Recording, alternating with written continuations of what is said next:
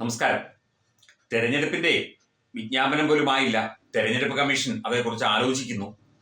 ഇവിടെ പാർട്ടികൾ സ്ഥാനാർത്ഥി നിർണയം ഉൾപ്പെടെ മന്ത്രിമാർ ആരൊക്കെയായിരിക്കും എന്നുവരെ തീരുമാനിച്ചു തുടങ്ങി എന്നാണ് ചില വാർത്തകളിൽ നിന്ന് മനസ്സിലാകുന്നത്. പ്രത്യേകിച്ചും CPM. കാരണം CPMന് തുടർ ഭരണം കിട്ടാനുള്ള ഒരു സാധ്യത പൊതുവെ കാണപ്പെടുന്നുണ്ട്.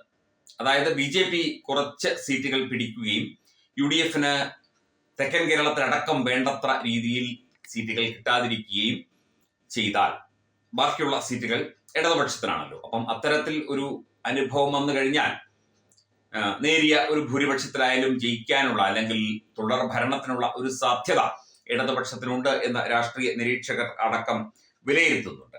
ഇപ്പം തുടർ ഭരണം കിട്ടിക്കഴിഞ്ഞാൽ പ്രധാനപ്പെട്ട മന്ത്രിമാരൊക്കെ തന്നെ വീണ്ടും അവരൊക്കെ മത്സരിക്കുന്നുണ്ട്, വീണ്ടും മന്ത്രിമാരായി വരും എന്നുള്ള ഒരു റിപ്പോർട്ടാണ് മനോരമ നൽകുന്നത്.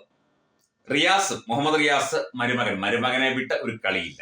P രാജീവ്, VN വാസവൻ ഉൾപ്പെടെ ഉള്ളവരെ വീണ്ടും മന്ത്രിമാരായി അവരോധിക്കും എന്നുള്ള സൂചനകൾ പുറത്തു വരുന്നു.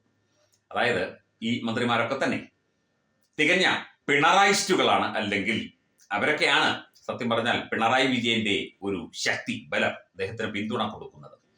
വേറെ പലരും CPMൽ നിന്ന് കടന്നു വന്നാൽ അവരൊക്കെ ഒരു വേള മറുപക്ഷത്തോ അല്ലെങ്കിൽ അവരുടേതായ ചിന്താഗതികളിലോ വിരാജിച്ചാൽ അത് പ്രധാനപ്പെട്ട വ്യക്തിക്ക് ആകാനുള്ള സാധ്യതയുണ്ട്. അതുകൊണ്ട് ഇവരെ ഒക്കെ തന്നെ വീണ്ടും മത്സരിപ്പിച്ച് ജയിപ്പിച്ച് മന്ത്രിമാരാക്കാനുള്ള നീക്കമാണ് ഇപ്പോൾ നടക്കുന്നത് എന്ന് അറിയാൻ സാധിക്കുന്നു. രണ്ടാം മന്ത്രിസഭയിലെ മന്ത്രിമാരിൽ ചിലർ മൂന്നാം മന്ത്രിസഭയിലും തുടരും എന്ന റിപ്പോർട്ടാണ് പുറത്തുവരുന്നത്.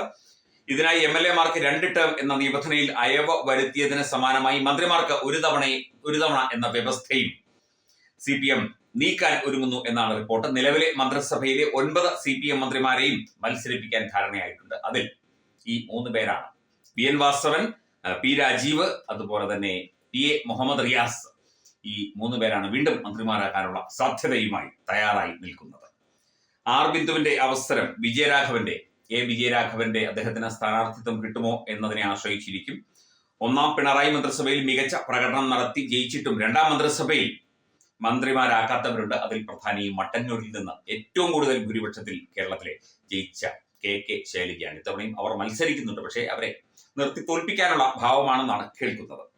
കോവിഡ് കാലത്ത് കേരളത്തിന്റെ രക്ഷകയായി എന്ന് CPM തന്നെ പറഞ്ഞ ശൈലജ പിന്നീട് ഒഴിവാക്കപ്പെടുകയായിരുന്നു. കാരണം അവരിലേക്ക് ശ്രദ്ധ പോകുന്നു, അവർ കുറച്ച് കഴിവുള്ള വ്യക്തിയാണ്, അവരിലേക്ക്, അതും സ്ത്രീയാണ്, അവരിലേക്ക് ശ്രദ്ധ പോവുകയും മാധ്യമങ്ങളടക്കം അവരെ വലിയ രീതിയിൽ പ്രകീർത്തിക്കുകയും ചെയ്തപ്പോൾ അന്നേരം ചവിട്ടി ഒതുക്കി.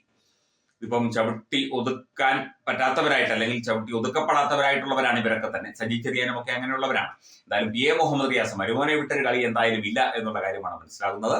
മരുമകനേക്കാൾ ഒരുപാട് പേർ സീനിയറായി ഇവിടെ CPMൽ നിയമസഭയിൽ ഉണ്ടായിട്ടും അദ്ദേഹത്തെ തന്നെ മന്ത്രിയാക്കിയത് വലിയ തോതിലുള്ള വിമർശനങ്ങൾക്ക് വിധേയമായിരുന്നു.